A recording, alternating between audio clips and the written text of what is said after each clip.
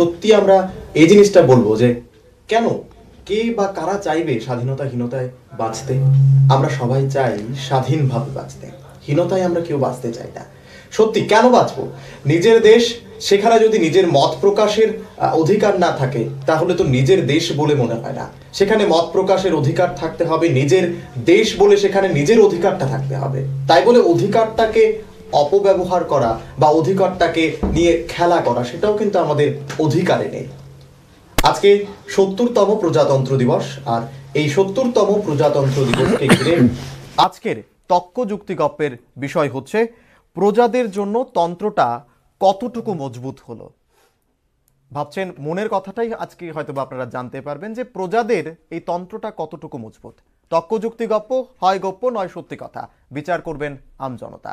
আজকের আলোচনার বিষয় আমি আগেই বলেছি, আগে পরিচয় করিয়ে নেব আজকের যারা অতিথিরা আমাদের সঙ্গে রয়েছেন তাদের সঙ্গে। বিজেপির থেকে রয়েছে আইনজীবী অরিন্দম রায়। অরিন্দম দা, আমাদের স্টুডিওতে স্বাগত জানাই তোমাকে। একই সঙ্গে রয়েছে কংগ্রেসের বিচার বিভাগীয় কমিটির চেয়ারম্যান আইনজীবী অমৃতলাল সাহা মহোদয়, আপনাকে আমাদের স্টুডিওতে স্বাগত জানাই। 1950 সালের 24শে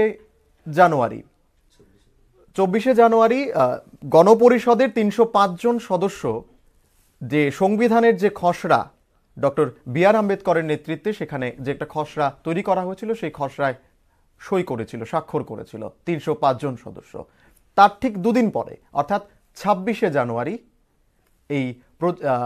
সেখানে আমাদের সংবিধান কার্যকরী হয়েছিল, এবং সেই সংবিধান কার্যকরী হওয়ার ওই দিন থেকে কিন্তু আমরা প্রজাতন্ত্র দিবস হিসেবে পালন করে আসছি। প্রথম প্রশ্নটা অরিন্দম দার কাছে রাখবো যে সত্যি প্রজাদের জন্য তন্ত্রটা কতটুকু মজবুত? প্রথমে আমি ৭০তম প্রজাতন্ত্র দিবস উপলক্ষে সম্মানীয় জনগণকে ভারতীয় জনতা পার্টির পক্ষ থেকে শুভেচ্ছা জানাচ্ছি এবং বিষয়ে ফিরে আসছি যথারীতি। দেখুন, ভারতবর্ষের যে উন্নয়ন চলছে এবং প্রজাদের বলতে সম্মানীয় জনগণদের যে উন্নয়ন, সার্বিক উন্নয়ন, সেক্ষেত্রে আজকে ভারতের স্থান বিভিন্ন দিকে, বলুন right to equality, freedom of speech, তারপর আপনার কি বলে রাইট টু এডুকেশন, তারপর পার্সোনাল লিবার্টি, ইকুয়ালিটি, সব বিষয় নিয়ে, এবং সুরক্ষা, জাতীয় সুরক্ষা, তারপর আপনার সামরিক সুরক্ষা, সব বিষয় অর্থনৈতিক দিক থেকে, এবং একটা কি বলে আন্তর্জাতিক জায়গায় ভারতের একটা স্থান করে নিয়েছে। সেই সময়টা বেশি দিন লাগেনি, ধরুন বিগত 4.5 বছর, এবং আরেকটা সময় ছিল যখন থেকে তার পুরোপুরি কাজ শুরু হয়েছিল বাজপেয়ীজির আমল থেকে। তো এই 4.5 বছর এবং বিগত বছরগুলো নিয়ে যে সম্মানীয় জনতা যাকে আপনার মসদে বসিয়েছে, পার্লামেন্টে যাকে দায়িত্ব দিয়েছে, 125 করোড় 30 করোড় লোকের দায়িত্ব যিনি, যাকে সপা হয়েছে, উনি যথারীতি পালন করে আসছেন। এই আজকের দিনে আমি বলবো সেটা একটা মানে গুরুত্বপূর্ণ বিষয়। আচ্ছা।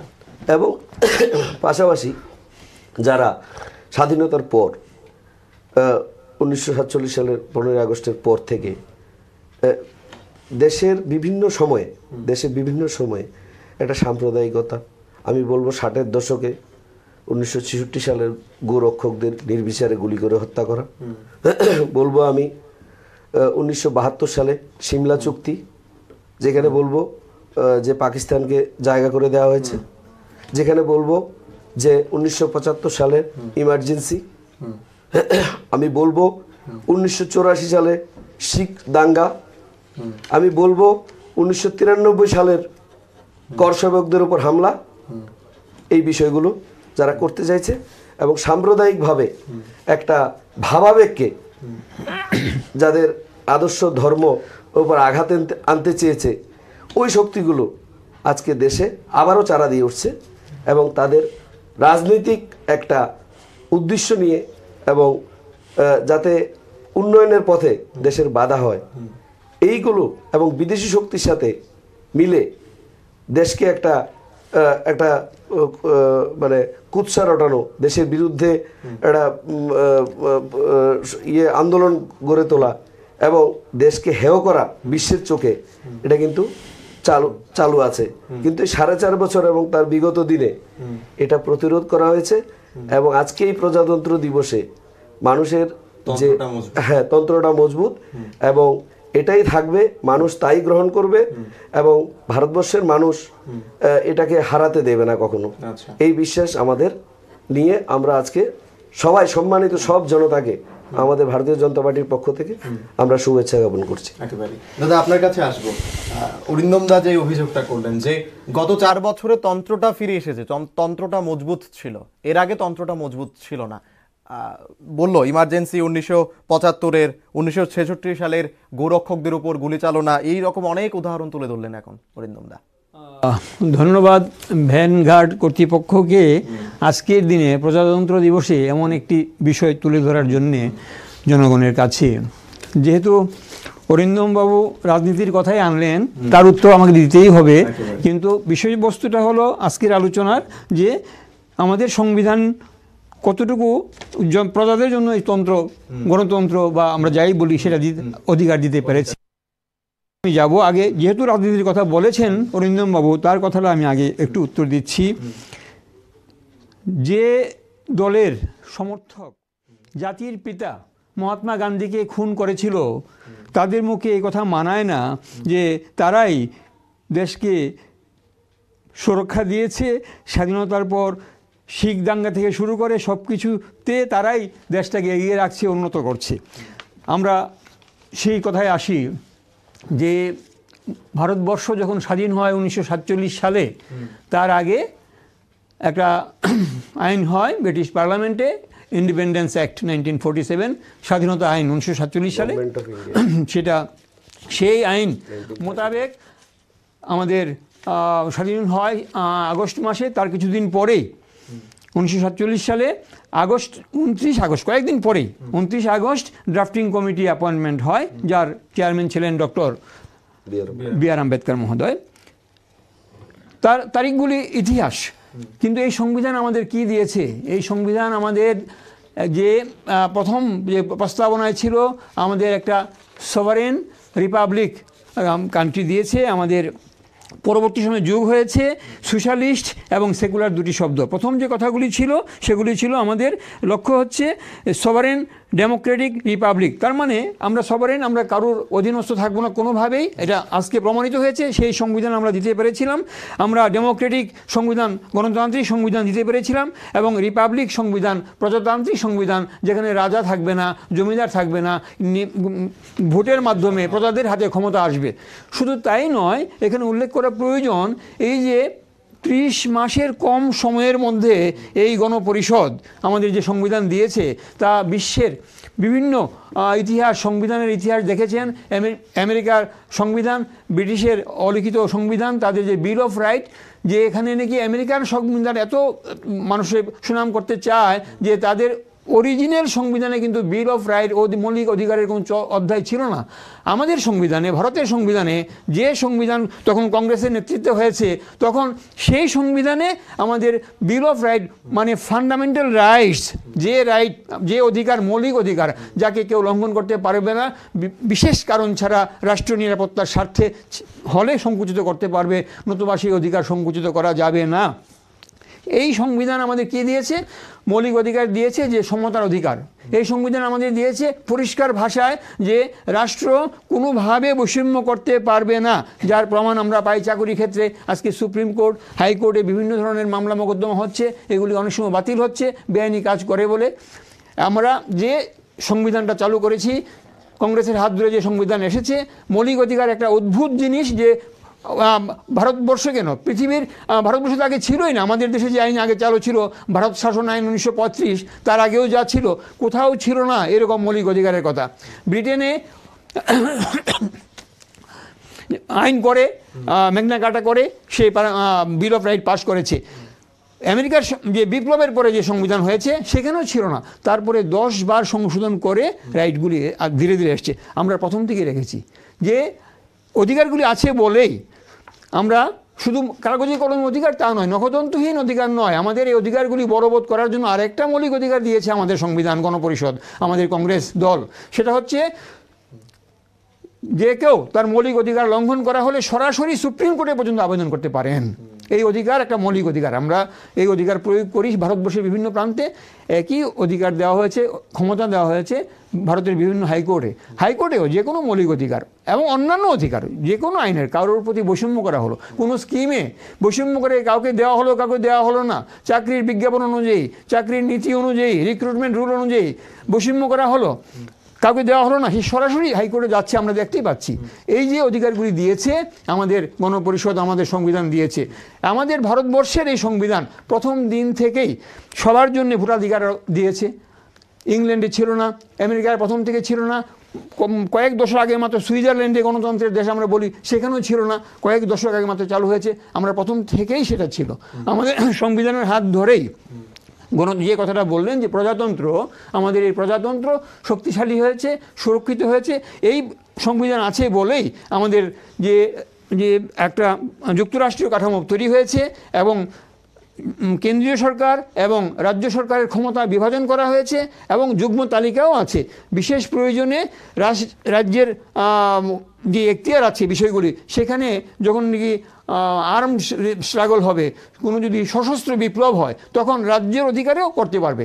কারণ আমাদের মনে রাখতে হবে ভারতবর্ষ কয়েকশো রাজন্য ছিল, রাজা ছিলেন, তাদের হাতে দেশটা টুকরো টুকরো হওয়ার সম্ভাবনা ছিল। সেই গণপরিষদের পরে যখন সংবিধান হলো, তার আগের থেকেই দেখা গেছে তখন প্রধানমন্ত্রী নেহেরু, আরও যে জাতীয় নেতারা ছিলেন, আমাদের সর্দার বল্লভভাই প্যাটেল, তাদের নেতৃত্বে দেশটা জোড়া লেগেছে। বিভিন্ন যে রাজ্যগুলি ছিল তাদের হাতে সেই ক্ষমতা ছিল না যে আমরা স্বাধীন হিসাবে জয়েন করলাম, ভারতবর্ষে তাদের অপশন দেওয়া হলো, তারা জয়েন করলো। ফলে এই ভারতবর্ষের একত্র হয়েছে। কিছু কিছু ক্ষেত্রে তাদের কিছু সুযোগ সুবিধা ছিল রাজন্যদের, পরবর্তী সময় সেটা বাতিল করা হয়েছে আমরা জানি। এবং যে কোনো সময় গণতন্ত্রে যদি অধিকারকে সংকুচিত করা যায়, কোনো আদালত, সংবিধানের যে সর্বোচ্চ আদালত সুপ্রিম কোর্ট অথবা আমাদের যে হাইকোর্ট আছে, কোথাও সেই অধিকার মানেনি। শুধু তাই নয়, যে আমরা আজকাল অনেক দল বলে যারা নাকি বিভিন্ন জায়গায় আরএসএসকে ঢুকিয়ে দিচ্ছে, বিভিন্ন জায়গায় তারা বলছে যে গণতন্ত্রের কথা। আমরা দেখেছি ত্রিপুরা রাজ্যেও যারা সিপিএম বিভিন্ন জায়গায় পাবলিক সার্ভিস কমিশন থেকে আরম্ভ করে বিভিন্ন সরকারি অফিসে দলীয় প্রতিনিধি বসিয়ে দিয়েছিলেন, তারা বলে গণতন্ত্রের কথা। সে এই যে গণতন্ত্রকে রক্ষা করার জন্য, প্রজাতন্ত্রকে রক্ষা করার জন্য আইনের শাসন যে থাকবে, সেটাও দিয়েছে এই গণপরিষদে রচিত ভারতের সংবিধান, যার নেতৃত্ব দিয়েছিলেন কংগ্রেসের নেতৃবৃন্দ, জাতীয় নেতৃবৃন্দ, অন্যান্য দলের অনেকে ছিলেন, সবাই মিলিতভাবে সেটা করেছে, কিন্তু নেতৃত্বে ছিলেন কংগ্রেস নেতৃবৃন্দ। কাজে এই সংবিধান আমাকে প্রজাতন্ত্র মজবুত করেছে, নষ্ট হতে দেয়নি। প্রমাণ আজকে 70 বছর পরেও এই গণতন্ত্র শক্তিশালীভাবে চলছে। আজকে যে কোনো দলের প্রধানমন্ত্রী মজবুত। এই কথাটা যেটা বললো যে অমৃতা, যে কংগ্রেসের হাত ধরে সংবিধান এসেছে, কিছু বলার রয়েছে এই জায়গাতে? না, উনি যেটা বললেন আমি ওনাকে অ্যাপ্রিসিয়েট করছি, ওনার কথাটাকে অ্যাপ্রিসিয়েট করছি। কারণ উনি এই যে আমাদের মোদিজি এবং বাজপেয়ীজির টার্মটা, উনি কিন্তু এটাকে অ্যাডমিট করেছেন যে এই টার্মটা যে গণতন্ত্র মজবুত হয়েছে। তাহলে এটার জন্য আমি ওনাকে সাধুবাদ জানাচ্ছি। না না না, এটা কিন্তু আমার মুখ দিয়ে বললে হবে না। আমি রিভিউ করি, এই তো চলছে।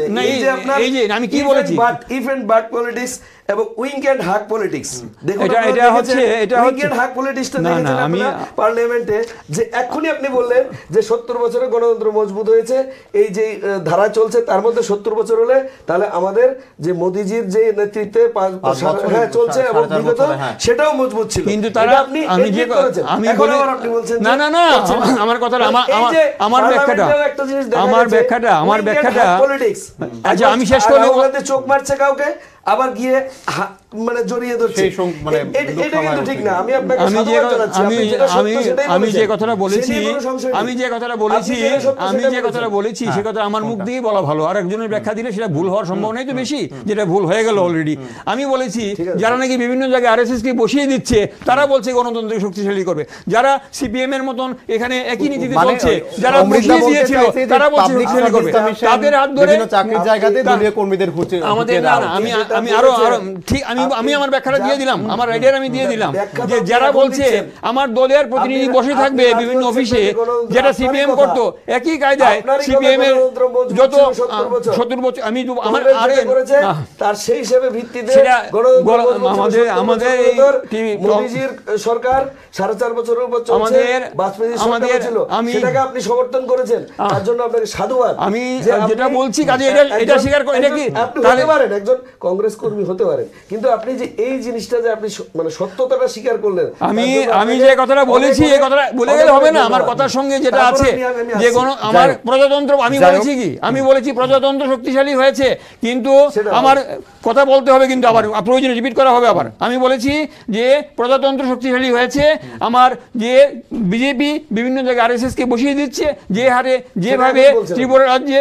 আমি ওই তখন বলেছি বলো মিথ্যা কথা আমি এই উত্তরটাও চাইবো, যেমন সিপিএম বিভিন্ন জায়গায় দলীয় প্রতিনিধি বসিয়ে দিল, এরকম ভাবে চলছে না। একটা কথা আছে, ভারতবর্ষ হচ্ছে নানা জাতি, নানা ধর্ম, নানা পরিধানের, নানা কৃষ্টি কালচারের, নানা ধর্মের দেশ।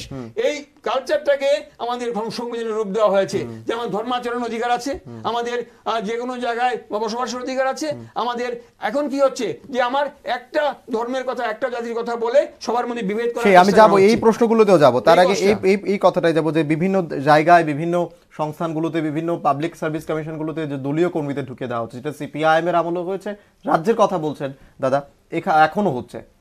শোনেন, ওনারা সজাগ আছে বলেই আমরা রিপোর্ট পেশ করতে পারছি, জনতার সম্মুখে আমরা বলতে পারছি যে 35 কোটি লোক কি বলে আপনার অ্যাকাউন্ট খুলতে পেরেছে। আমরা বলতে পারছি যে উজালা যোজনার মাধ্যমে মানুষ তার কি বলে উনুনটা জ্বালাতে পারছে। আমরা বলছি যে প্রধানমন্ত্রী কি বলে আবাসন যোজনার মাধ্যমে মানুষ ঘর পেতে পারছে। একমাত্র কারণ হচ্ছে ওনারা সজাগ থাকার ফলে। এটা তো আছেই, ওনারা আমাদের ব্যক্তিগতভাবে তো আছেই, আমরা সজাগ আছি, কিন্তু ওনারা আরও বারবারতি যেটা করছেন যে হ্যাঁ বলছেন সেটা দরকার, বিরোধী পক্ষ হয়ে সেটা আমরা চাই আরও ওনারা আমাদেরকে সজাগ করুক। হ্যাঁ, তাহলে আমরা তথ্য, কিন্তু ওনারা একটা জায়গায় ব্যর্থ হয়েছিলেন যে ওনারা তথ্য প্রকাশ করতে পারেননি, ঠিক আছে, সঠিক তথ্য প্রকাশ করতে পারেননি। যদি এই রাজ্যেও দেখা গেছে তথ্য প্রকাশিত হয়েছিল রেগা কাজে, দেখা গেল যে রেগার কাজের থেকে মানে যে পুকুর কাটা হয়েছে এর থেকে রাজ্য অনেক ছোট হয়ে গেছে, সেগুলো তথ্য প্রকাশ করে দেখেছি আমরা। তো এই যে আপনি যেটা বললেন যে হ্যাঁ বিভিন্ন জায়গায়, এখন শুনুন, মানে একটা জিনিস হচ্ছে যে কুৎসা উন্নয়ন বনাম কুৎসা চলছে, এটার মধ্যে দুটো পক্ষ, একটা হচ্ছে উন্নয়ন আর একটা হচ্ছে কুৎসা। তাহলে এখন দেখা যাবে মানুষ কোনটা গ্রহণ করছেন। মানুষ গ্রহণ করছেন উন্নয়ন, কুৎসাটাকে কখনোই মানুষ বিগত দিনেও করেনি, আজকেও করবে না, আগামী দিনেও করবে না। সেটা এই যে কুৎসাটা রটানো বিভিন্ন জায়গায়, এটা একটা অপপ্রচার যে কুৎসা করা হচ্ছে, যা কাজের ব্যাখ্যা দেওয়া হচ্ছে, যে কারণে যে ভারতবর্ষে একটা সুই তৈরি হতো না, এখন সেই নিচের থেকে আকাশ পর্যন্ত সবকিছু ভারতবর্ষে তৈরি হচ্ছে, তার ভিত্তিভূমি তৈরি করে দিয়েছে কংগ্রেস সরকার। 155টা ease of doing business in India, ease of doing business in India আজকে 150-এর ঘরে ছিল ভারতের স্থান, সেখান থেকে 1 লাফে আপনার 77 স্থান পেয়েছে। আজকে 6 ইকোনমি মানে আপনার শক্ত একটা ইকোনমি ভারতবর্ষ 6 নম্বরে আছে, ঠিক আছে। এখন যদি এটাকে গ্রহণ না করেন, এটাকে যদি গ্রহণ করতে কেউ তার বাধা বিপত্তি থাকে পলিটিক্যালি, রাজনৈতিকভাবে, কিংবা আমি জেনেও অ্যাকচুয়ালি সমস্যা হয়েছে মস্তিষ্ক আর আপনার কি বলে আপনার হৃদয়, এই দুটো ভিতরে ওনাদের দ্বন্দ্ব। মস্তিষ্কটা বুদ্ধি কাজ করে আর হৃদয়টা বলছে তো ঠিকই, যেরকম উনি একটা স্বীকার করলেন যে 70 বছরের প্রজাতন্ত্রে এটা মজবুত এই বিষয়গুলো যে মন একটা বলছে, হৃদয় একটা বলছে, মস্তিষ্ক আরেকটা বলছে, এই যে জিনিসগুলো সত্যতাটা আসে, কিন্তু সত্যতাটা উনি যেটা সত্যটা স্বীকার করলেন, ওনার সত্যতাটা এসছে হৃদয় থেকে। ওনার মন যখন আমার বললো যে, যখন বললাম যে আপনাকে আমি সাধুবাদ জানাই, তখন মন কিন্তু চলে গেল বুদ্ধির দিকে। তো এই যে একটা দ্বন্দ্ব, এইগুলো নিয়েই কিন্তু কুৎসা রটানো হচ্ছে যে একটা বিভিন্ন জায়গায়। আমাদের বিশ্বাস মানুষ তার কুৎসার ভেতর মানে তার আগেও করেনি, মানুষের যেটা স্বাভাবিক ধর্ম সেটা করেনি, এবং মানুষ উন্নয়নের পক্ষে হাঁটবে, সেটা আপনি আগামী দিনে নিশ্চিত। এখন যেটা আমি বলছি, কুৎসা আর সত্য বলা এক জিনিস নয়। সত্য বললেই বলবে আমাকে কুৎসা বলছে।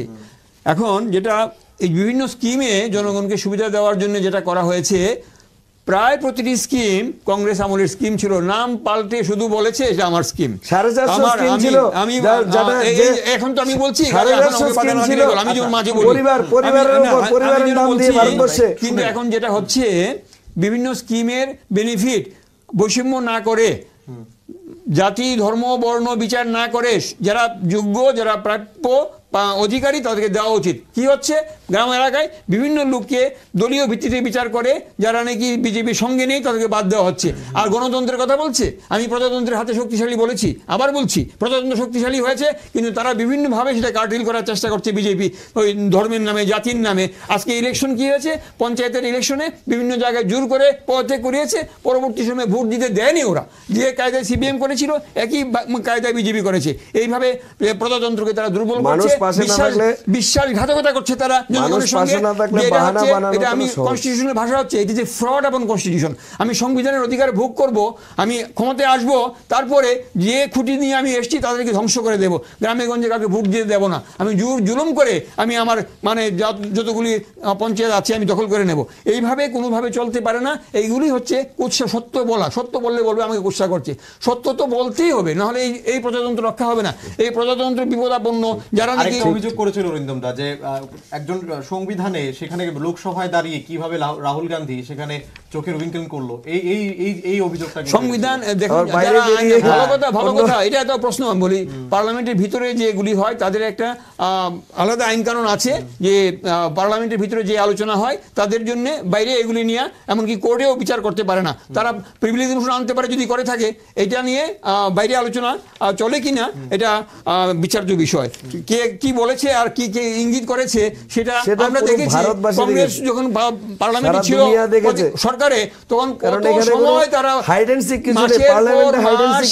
পার্লামেন্ট বন্ধ করে দিয়েছিল, কোটি কোটি টাকা লোকসান হয়েছে, উন্নয়নের কর্মসূচি স্তব্ধ করে দিয়েছে এই বিজেপি সরকার। আবার উন্নয়নের কথা বলছে, যখন পাওয়ারে ছিল একের পর দিনের পর দিন পার্লামেন্টকে চলতে দেয়নি। জানবো আপনার কাছ থেকে রাহুল গান্ধীর আরেকটা বক্তব্য, যদিও আজকে আমাদের আলোচনার বাইরে একটু দূরে এই প্রশ্নটা, তারপর আমি প্রশ্নটা করছি কারণ আজকে 26শে জানুয়ারি, আর ঠিক আজকে থেকে 3 দিন আগে 23শে জানুয়ারি ছিল, নেতাজির জন্মজয়ন্তী ছিল। রাহুল গান্ধী একটা বক্তব্য করেছিল যে নেতাজির মৃত্যুদিনের সেখানে একটা উল্লেখ ছিল। এই ব্যাপারটা নিয়ে একটু যদি বলেন। প্রশ্নটা মনে করুন পরিষ্কার করে, কি প্রশ্নটা করতে চান? মৃত্যুদিন নিয়েও একটা মন্তব্য করেছেন রাহুল গান্ধী, টুইট করেছে, রিটুইট করেছে। যদি করে থাকেন উনি করেছেন, যদি করে থাকেন না করেছেন, উনি করেছেন, এটা নিয়ে আমি দেইনি, মনোযোগ দেইনি, কাজে আমি এটা না বলাই ভালো, কারণ যেহেতু আমি মনোযোগ দেইনি এটা বিষয়ে। কিন্তু নেতাজির যে বিষয়টা আছে, আমরা জাতির নেতা, নেতাজিকে ভারতবাসী জাতির নেতা, জাতির বীর নেতা হিসাবে আমরা সবাই স্বীকৃতি দিয়েছি। তার সম্বন্ধে সারা ভারতবর্ষে আলোচনা হচ্ছে এবং সেখানে গবেষণা হচ্ছে। তার মৃত্যু দিবস নিয়ে অনেক কথা আছে। এখন এটা নিয়েও যদি বিজেপি রাজনীতি করে সেখানেই আসবে। মৃত্যু নিয়ে রাজনীতি করা হয় না, কিন্তু এটা নিয়ে কংগ্রেসের সময়ে এখনো যে সময়টা ছিল, নেতাজির আজকে যে সম্মান পেয়েছেন লালকেল্লাতে দাঁড়িয়ে এবং আইএনএ-তে আমাদের মাননীয় প্রধানমন্ত্রীজি মোদিজি যে সম্মান দিয়েছেন, বিভিন্ন জায়গায় নেতাজিকে যেরকমভাবে আজকে দেশের কাছে একজন বীর নায়ক হিসাবে প্রতিষ্ঠিত করা হয়েছে, সেটা ভারতবর্ষের ইতিহাসে বিগত দিনগুলোতে ছিল না। ঠিক আছে, আরেকটা প্রশ্ন আসি। আর যে বিষয়টা আমি বলতে চাইছি, যেহেতু আছে প্রজাতন্ত্র কথা, এগুলোকে আপনি বাদ দিতে পারবেন না। নেতাজিকে বাদ দিয়ে স্বাধীনতার গল্প বলা যাবে না। সেটা আপনি যত কিছুই বলুন, আপনি নেতাজিকে বাদ দিয়ে স্বাধীনতার গল্প বলা যাবে না। নেতাজির মানে ওনার যে মানে ভাবধারা ছিল, সেই ভাবধারাকে আজও প্রত্যেকটা ঘরে ঘরে সেই ভাবধারা, এবং সেটা মোদিজি আসার পর আরো ত্বরান্বিত হয়েছে। একটা সময় দেখা গেছিল যে নেতাজির ইতিহাসটাকে একদম পুরো মানে আপনার দিয়ে দেওয়ার মানে ঢেকে দেওয়ার প্রস্তুতি চলছিল।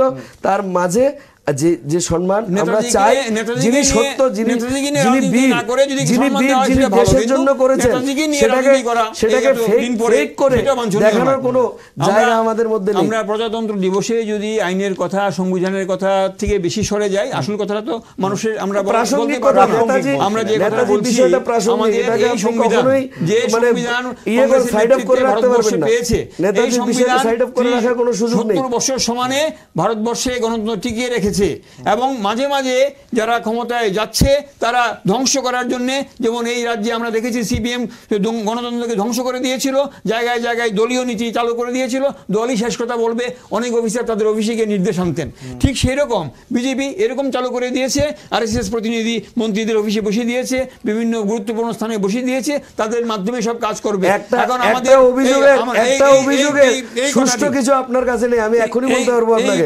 আপনি একটা অভিযোগ করুন, এই যে এই অভিযোগটার মূলে আমাদের কিংবা কোথাও কোনো আমাকে আবার বাধা দেওয়া হচ্ছে, তো আমি না, আপনি যে অভিযোগটা করেন, অভিযোগটাকে আমার উত্তর দিতে হবে অভিযোগটার।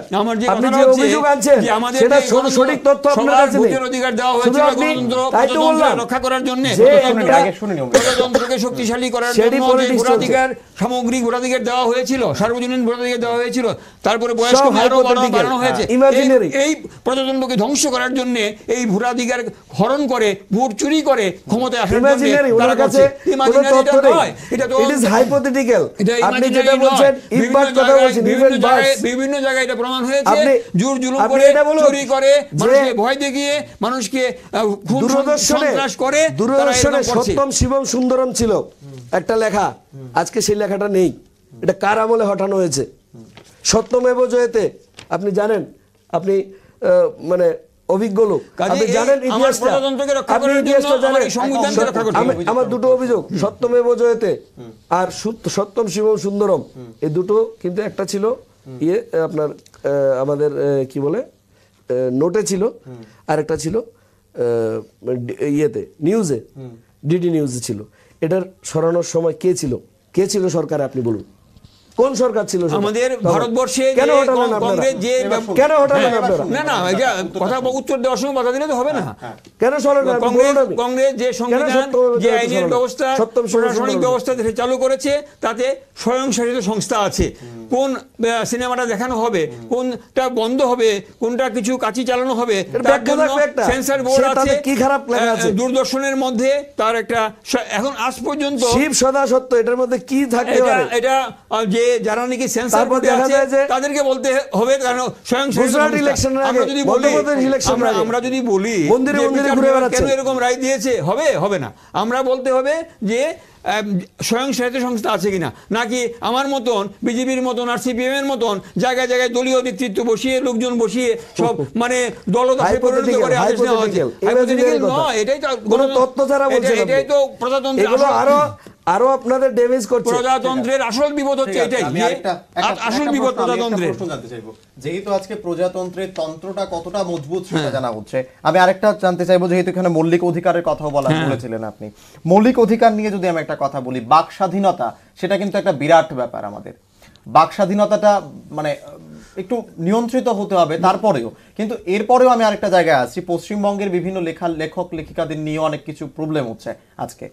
একজনকে আমি উদাহরণস্বরূপ ধরছি, শ্রীজাত, একজন বিতর্কিত কবি হিসেবে কিন্তু তিনি এখন খুব প্রচারিত হয়েছে, কারণ ওনার লেখায় এখন অনেকটাই অসন্তুষ্ট অনেকেই বলতে কিছু কিছু লোক, অনেকেই বলবো না, কিছু কিছু লোক। তার কারণ হচ্ছে বিশেষজ্ঞরা অনেকেই এর প্রতিবাদ করছে, যারা এই লেখাগুলোর বিরুদ্ধে কথা বলছে তাদের জন্য প্রতিবাদ করছে, কারণ কবিদের নাকি একটা স্বাধীনতা রয়েছে, সেখানে লিখতে দেওয়া হবে ওদেরকে। সেই জায়গায় কবি শ্রীজাত একটা লাইন উচ্চারণ করেছিলেন যে ত্রিশূলের মাথায় কন্ডম, এই একটা লাইন উনি একটা কবিতায় উনি উচ্চারণ করেছিলেন। এই লাইনটা উচ্চারণ করাতে তিনি যখন শিলচরে একটা অনুষ্ঠানে সেখানে আবৃত্তি করতে গিয়েছিলেন, কবিতা পাঠ করতে গিয়েছিলেন, তখন উনাকে সেখানে বাধা দেওয়া হয়েছে। এই যে, এবং উনি অভিযোগ করেছেন সেখানে বিজেপির কিছু দলীয় কর্মীরা, যারা বিশ্ব হিন্দু পরিষদের কিছু কর্মীরা সেখানে বাধা দিয়েছে। এই যে অরিন্দম দা, এই যে ব্যাপারটা হলো, সেখানে যে ওদেরকে আটকে দেওয়া, আমি শুনবো অমৃত দা আপনারটা পরে শুনবো, আগে আমি অরিন্দম দারটা শুনবো, যে এই যে বাধা দিয়ে দেওয়া হলো, সেই জায়গাতে একজন কবিকে সেখানে এই লাইনটার জন্য বাধা দেওয়া হয়েছে, সেটা নিয়ে যদি কিছু বলো। না দেখুন, এখন উনি কবির, আমি পুরো মানে উনি কি লাইন লিখেছেন হঠাৎ সেই, করে আমি একদম লাইনটা বলে দিলাম, না, যে মাঝখানে ত্রিশূলের একটা মাথায়, লাইন এনে এটাকে বলা কিংবা এটাকে ব্যাখ্যা করা, ওনার মানে ওই দৃষ্টিভঙ্গিতে উনি কি ব্যাখ্যা করেছেন কিংবা কি বলতে চাইছেন সেটা সম্বন্ধে আমাদের এতটুকু জ্ঞান নেই সাধারণ মানুষদের, যেটা আমি বলছি। এখন একই জিনিসের বিভিন্ন মিনিং হচ্ছে, ঠিক আছে। আর যখন আমরা কমন মিনিংটাকে ধরে নিই, যে এরকম একটা ত্রিশূল, তারপর আপনি যেটা বললেন, তো এই জিনিসটা যদি আমরা স্বাভাবিক মানুষ হিসেবে ধরে নিই এবং সেটা যদি কোনো একটা ভাবাবেগকে আঘাত করে কিংবা কোথাও একটা ধর্মের, কোথাও একটা, যেহেতু একটা ত্রিশূল এটা হিন্দু ধর্মের একটা গুরুত্বপূর্ণ বিষয়, হ্যাঁ, এটা শুধু অনেকে দেখা যায় শুধু ত্রিশূল পূজা করে, কোনো দেবদেবীর পূজা করেন না, শুধু ত্রিশূল পূজা করে। তো এই জায়গায় দাঁড়িয়ে এখন ওনাদের ভাবাবেগকে যদি আঘাত করে থাকেন কিংবা ওনাদের মনে হচ্ছে যে এটা আমাদের ভাবাবেগকে আঘাত করছে, আমাদের কোনো আরাধ্যকে নিয়ে কোনো কিছু মানে এটা বাজে মন্তব্য হচ্ছে কিংবা এটা পাবলিকলি হচ্ছে, এরা ওনাদের থেকে, তাই তো বলছি সেখানে গণতন্ত্র আছে বলেই তো আজকে দেশের মধ্যে গণতন্ত্র আছে বলেই আমরা প্রতিবাদ করতে পারছি, গণতন্ত্র আছে বলেই প্রাক্তন রাষ্ট্রপতি শ্রী প্রণব মুখার্জিকে ভারতরত্ন দেওয়া হচ্ছে, যদিও উনি কংগ্রেসের মানে ব্যাকগ্রাউন্ড, কিন্তু আমি রাষ্ট্রের দিকে যদি দেখি উনি একজন রাষ্ট্রপতি ছিলেন তখন, হ্যাঁ হয়ে গেছিলেন, হ্যাঁ সেখানে ছিল না। এই জিনিসগুলো যে এটা গণতন্ত্র আছে বলে সম্ভব। আজকে আমাদের দেশে যে মানে যারা মুসলিম ভাইরা আছেন, মুসলিম কমিউনিটি আছে, হিন্দু কমিউনিটি আছে, পৃথিবীর কোথাও এটা হচ্ছে safest place in the earth, যেখানে হিন্দু মুসলিম একসাথে থাকছে। আপনি একটা বাদ দেখাতে পারবেন না এই যে 4.5 বছরের ইতিহাসে আমাদের মোদিজির নেতৃত্বে যে সরকার, বিজেপি সরকার চলছে, এতে একটা কোনো বড় দাঙ্গা হয়েছে। আপনি খুঁজে দেখুন, যান আপনি কিনিয়াতে, যান আপনি ইরানে, যান আপনি ইরাকে, যান আপনি সৌদিতে, হাজার হাজার মুসলমান ভাই মুসলমানদের ধ্বংস করেছে, তাদের নিজেদের সম্পত্তি নষ্ট করেছে। এরকম একটা উদাহরণ আপনি দেখাতে পারবেন না এই 4.5 বছর এবং বিগত বাজপেয়ীজির ইতিহাস। ছোট্ট করে শুনুন, আমি আগে প্রশ্নটা করিনি, আমি প্রশ্নটা করিনি। অনেকেই বলছেন যে যেটা বললো অরিন্দম দা, যে হয়তোবা ভাবাবেগে আঘাত করেছে তার জন্য তারা এরকম করেছে, কিন্তু আমার প্রশ্নটা স্পষ্ট, যেহেতু এটা লেখার মাধ্যমে এই প্রতিবাদটা করা হয়েছিল, যাই হোক যে কবিতাটা কবি লিখেছিলেন সেখানে হয়তো বা লেখার মাধ্যমে তিনি প্রতিবাদ করেছিলেন যে কোনো একটা কিছু বিষয়ের উপরে, সেই জায়গায় তো সেটাকেও তো লেখার অন্য পাল্টা লেখা দিয়েও তো সেখানে প্রতিবাদ করা যেত। সেই জায়গায় কবিকে গিয়ে মঞ্চে আটকে দেওয়া, কবির কবিতা উচ্চারণে আটকে দেওয়া, এখানে তাদের যে অগণতান্ত্রিক যে নীতি, যে পদ্ধতি, যে নিজে আইনের বিচারে না গিয়ে আমি বিচার করে দেব, আমি ভূরক্ষক পুলিশ করব, আমি মরাল পুলিশ করব, আমি হাতে যে কমিউনিস্ট জমানা যেগুলি হয় যে আমরা বিচার করে দেবো, সব গণবিচার করে দেব, তাদের কে অধিকার দিয়েছে? এবং এরা যদি এই ক্যাডার ভিত্তিক পলিসিতে চলতে চায়, ধ্বংস হয়ে যাবে দেশ এই নীতি যদি বন্ধ না করে। এবং এদেরকে যে কোনো ভাবে জনগণ যদি আমরা আপনাদের সহযোগিতা যদি বুঝতে পারে, তারা এই যে কথাটা স্বীকার করলো যে কি না কি কারণে আঘাত করেছে বলে আমরা আইনের মানে তাদেরকে শাস্তি দেব। আমরা বলি না কি করেছে, কি আসলে বিষয় কারা করেছে, এই যে কথা আমার কাছে কোনো ইনফরমেশন নেই। এখন এটা আপনাদের তৈরি করা হতে পারে, এটা আমি জানি না, আপনাদের তৈরি করা একটা বিষয় হতে পারে, বললেই সারা ভারতবাসী জানে যে কোথায় কোথায় হয়েছে, কেরালায় কি হয়েছে, গুজরাটে কি হয়েছে, পশ্চিমবাংলায় কি হচ্ছে, ত্রিপুরায় কি চলছে, আমরা সারা ভারতবর্ষে এখন জানে। এবং এখানেই হচ্ছে বিপদ যে আমি বিচার করে দেব, বিচারক বিচার করবে না, আইনের শাসন চলবে না, আমার দলের শাসন চলবে, মাননীয় সুপ্রিম কোর্টের দলের শাসন চলবে। বিচারপতির বিরুদ্ধে যখন আপনার ইমপিচমেন্ট আনা হয়েছে, তখনই বোঝা গেছে এটা ভারতবর্ষের ইতিহাসে একটা কলঙ্কের দিন আমাদের জুডিশিয়ারিতে, যে একটা মানে মাননীয় প্রধান বিচারপতির বিরুদ্ধে ইমপিচমেন্ট আনা হয়েছে। এবং তাও যদি ইমপিচমেন্টটা ঠিক হতো, ইমপিচমেন্টটা আপনারা করতে পারেননি, আপনাদের সাথে কেউ ছিল না, যে আপনারা পাস করতে পারেননি। এটা কলঙ্কের দিন ছিল, ভারতবর্ষের ইতিহাসে জুডিশিয়ারির উপর একটা কলঙ্কের দিন তৈরি করেছে, সেটা করেছে কংগ্রেস করেছে। ভারতবর্ষের সংবিধান একমাত্র সংবিধান সারা পৃথিবীর মধ্যে যেখানে আমাদের বিচার বিভাগ এই আইনের বলে, এই সংবিধান বলে যে কোনো আইনকে বাতিল করে দিতে পারে, অসাংবিধানিক করে দিতে পারে। আবার সুপ্রিম কোর্ট জাজমেন্ট আমাদের কোন দেশে আছে সাধারণ আইনকে বাতিল করতে পারবে, ভারতবর্ষে একমাত্র আছে সংবিধান সংশোধন আইনকেও বাতিল করে দিতে পারে, আমরা দেখেছি। কাজে এই সংবিধান আমাদের বিচার বিভাগের স্বাধীনতা দিয়েছে, এই সংবিধান আছে বলেই আমাদের জাজমেন্ট হলো তাহলে ঠিক আছে, তাহলে আপনারা ঠিক আছে, না হলো না তাহলে আমি আবার জুডিশিয়ারির উপর কোশ্চেন করছি। কংগ্রেসের ভালো কথাটা আসলে যে সংবিধানের যে প্রজাতন্ত্র উপহার দিয়েছে কংগ্রেস, যা এই আইনে আছে বলেই প্রজাতন্ত্র রক্ষা হবে, তারা যতই ক্যাডার ভিত্তিক কাজ করুক, দল বিরোধী কাজ করুক, আইন বিরোধী কাজ করুক, আমার পুলিশ দিয়ে, আমার দলীয় বাহিনী দিয়ে একজনকে হত্যা করে দেব, প্রয়োজন হলে জাতির জনককে হত্যা করে দেব, এই যে মনোভাবটা আমরা যা করি আমার মরাল পুলিশ দিয়ে করব, গুরক্ষক পুলিশ দিয়ে করব, ওই লোকটার মতামত প্রকাশের অধিকার নেই। কিছুদিন আগে ঘানাতে গান্ধীজির মূর্তিকে ঘানায় চলে গেলাম, হ্যাঁ, আমার ভারতবর্ষে যা আমি হচ্ছে, উদাহরণ আমার ভারতবর্ষে যা হচ্ছে সেই যে আইনের পথে না গিয়ে একেবারে সময়টা অল্প, একেবারে সময়টা অল্প। গান্ধীজির মূর্তিকে গান্ধীজির মূর্তিকে জোর করে সরিয়ে দেওয়া আমার হয়েছে, এই সংবিধানকে ঘানাতে রক্ষা করতে হবে। গান্ধীজির মূর্তিকে আমার এই সরিয়ে দেওয়া হয়েছে, সংবিধানকে রক্ষা করতে হবে। আমরা প্রোটেস্ট এই করেছি, সংবিধান কিন্তু ওনারা প্রণয়ন করেননি। দিয়েছে, ঘানাতে এই দেখুন আপনি গান্ধীজির মূর্তিকে সরিয়ে দেওয়া হয়েছে, এই সংবিধান বলেছেন উনি 20 বছর ছিলেন, এই প্রজাতন্ত্রকে নষ্ট করার আফ্রিকাতে জন্য, উনি 20 বছর ছিলেন, গণতান্ত্রিক কিন্তু উনি অধিকার রক্ষা আফ্রিকান করার না, জন্য এই তারা বলে কাজ করে মূর্তি চলছে। হটাও ঘানা থেকে, কিন্তু ওনারা প্রোটেস্ট করেনি, আমরা প্রোটেস্ট করেছি। আমরা এই সংবিধান প্রজাতন্ত্র দিয়েছে, এই প্রজাতন্ত্রকে ধ্বংস প্রজাদের করার জন্য, জন্য, গণতান্ত্রিক অধিকার আমাদের কেড়ে নেওয়ার জন্য তারা সম্মানীয় আইনের পথে না জনগণের গিয়ে জন্য, বেআইনি পথে মানুষের আমরা অধিকার লঙ্ঘন করছে, সম্মানীয় এটা প্রমাণ জনগণের হচ্ছে। জন্য সারা ভারতবর্ষে আমরা প্রমাণ হচ্ছে। আমরা মানে রাষ্ট্রবাদী হিসেবে আমরা লড়ে যাব। সময়টা একদম কম। একটা ছোট্ট প্রশ্ন থাকবে, আমি অরিন্দম দা এবং অমৃত দা দুজনের জন্যই করব। যেই জায়গায় ভারতবর্ষ আজকে একটা এত স্বাধীনভাবে আমরা স্বাধীনতা সেখানে উদযাপন করছি, প্রজাতন্ত্র দিবস উদযাপন করছি, সেই জায়গায় দাঁড়িয়ে আজকে আমরা কিন্তু মেয়েদের সুরক্ষা নিয়ে বা আমাদের দেশের নাগরিকদের সুরক্ষা নিয়ে কথা বলবো, কিন্তু মেয়েদের সুরক্ষায় আমি যদি একটা কথা জানতে চাই, আজকে ভারতবর্ষ মানে মহিলা অসুরক্ষিত রাষ্ট্র হিসেবে একেবারেই উপরের দিকে আছে। এই বিষয়টা নিয়ে যদি বলেন কিছু, যে এই মানে কোথায় পেয়েছেন, আমি সেটা আমার কাছে নেই, আমার কাছে তথ্য নেই, আপনি মানে কিভাবে বলছেন সেটা আমার জানা নেই। তবে মহিলাদের যেরকম দেখুন, মহিলা সংরক্ষণ বিল থেকে শুরু করে সবগুলোই কিন্তু মহিলাদের উপর, এবং মহিলাদের বিভিন্ন জায়গায় ওনাদের মানে আপনার হিসাবে, শতকরা হিসাবে, পার্সেন্টেজ হিসাবে, এবং মহিলাদেরই সবচেয়ে গুরুত্ব দেওয়া হয়েছে। দেখুন আমাদের এই কি বলে ডিফেন্স মিনিস্টার কিন্তু একজন মহিলা। আজকে ভারতের ইতিহাসে কখনো দেখা যায়নি যে একজন ডিফেন্স মিনিস্টার মহিলা হয়েছে। এই জিনিসটা কখনো আমরা বিগত কংগ্রেস গভর্নমেন্ট থেকে পাইনি। তো এটা যে মহিলাদেরকে ডিফেন্স মিনিস্টার, এটা কত বড় একটা পদ। তারপর আমাদের যিনি লোকসভা স্পিকার আছেন সুমিত্রা মহাজনজি, উনি মহিলা।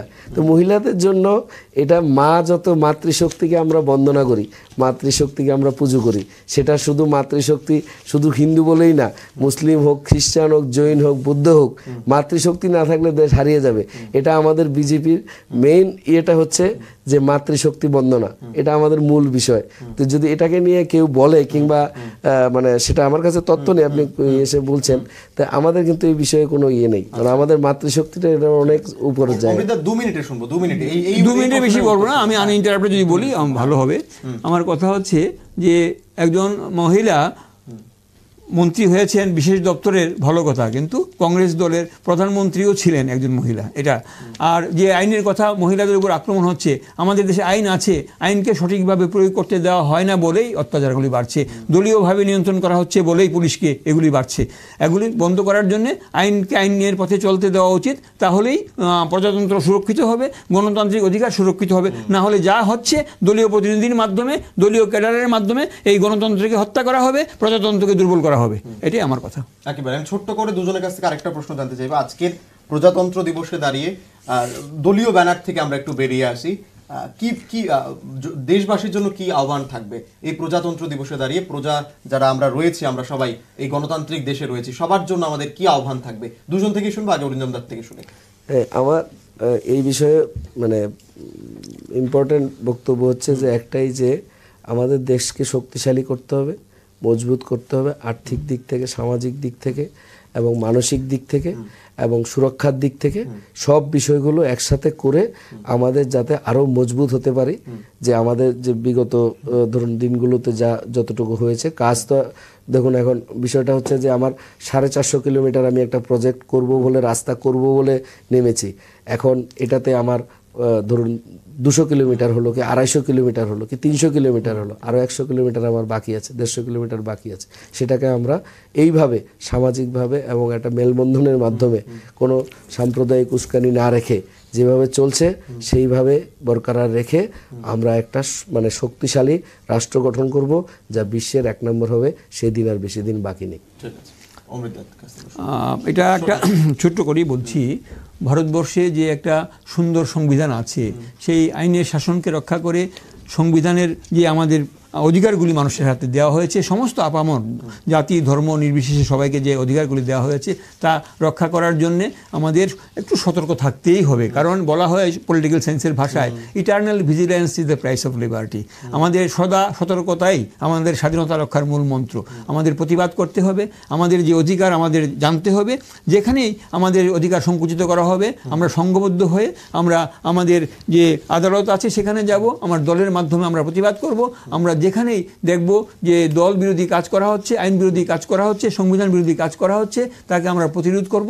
প্রতিবাদ না করলে আমাদের অধিকার রক্ষা হবে না। কারণ এইভাবে আমরা সাধারণ মানুষের জন্য, সমস্ত মানুষের জন্য আমাদের এই কথাটা বার্তাটা পৌঁছে দিতে হবে, সবার জন্য শান্তি। ভারতবর্ষ এমন একটা দেশ যেখানে এই 5000-6000 বছরের যে আমরা যদি ইতিহাস বলি, আমরা দেখব যে সেখানে হিন্দু, বিভিন্ন ধর্মের, বিভিন্ন মতবাদের, বিভিন্ন ইডিওলজির, আদর্শের মানুষ বসবাস করেছে।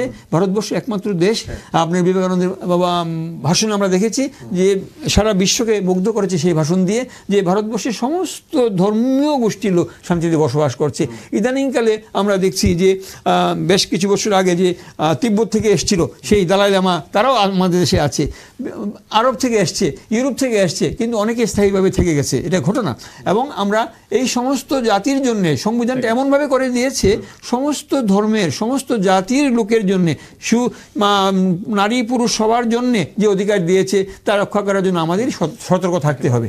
একেবারেই আজকের এই প্রজাতন্ত্র দিবস, ৭০তম ভারতবর্ষের প্রজাতন্ত্র দিবস, সেখানে এই জিনিসটা কিন্তু আমাদের খুব গর্বের ব্যাপার। ভারতবর্ষ এমন একটা দেশ যেখানে সমস্ত ধর্মের মানুষ একসঙ্গে বাস করে, যেটাকে বলা হয় ইউনিটি ইন ডাইভার্সিটি আমরা সবাই বলে থাকি ভারতবর্ষকে। এবং এইখানেই কিন্তু আমরা সবাই হিন্দু, মুসলিম, খ্রিস্টান, জৈন, আমরা সবাই কিন্তু একসঙ্গে থাকছি। বা যেখান থেকে, যে দেশ থেকে যারা বিতাড়িত হয়ে আসছেন, এখানে কিন্তু ভারতবর্ষে কিন্তু আমরা তাদেরকে আশ্রয় দিচ্ছি। ভারত মায়ের কোলে কিন্তু তারা স্থান পাচ্ছেন থাকার জন্য। আজকের এই প্রজাতন্ত্র দিবসের ৭০তম প্রজাতন্ত্র দিবসে দাঁড়িয়ে একজন ভারতীয় হিসেবে আমরা সবাই গর্ববোধ করে বলতে পারি যে আমরা ভারতবাসী। সেখানে কিন্তু আজকের এই দলের ব্যাপারেও আমরা কিছু বিতর্ক হয়েছে, দল নিয়ে অরিন্দম দাও কিছু বলেছেন, অমৃত দাও কিছু বলেছেন। সেই জায়গায় কিন্তু আমি শেষ বক্তব্যটা কিন্তু শুনলাম একেবারেই দলীয় ব্যানার থেকে বেরিয়ে, যে রাষ্ট্রকে এগিয়ে নিয়ে যেতে আমাদের সুসংগভাবে একত্রিত হয়ে কিন্তু কাজ করতে হবে এবং সবাইকে পাশে রেখেই কাজ করতে হবে। আজকের তক্ক যুক্তি গপ্প অনুষ্ঠান এখানেই শেষ করছি। সঙ্গে থাকবেন। শুভরাত্রি।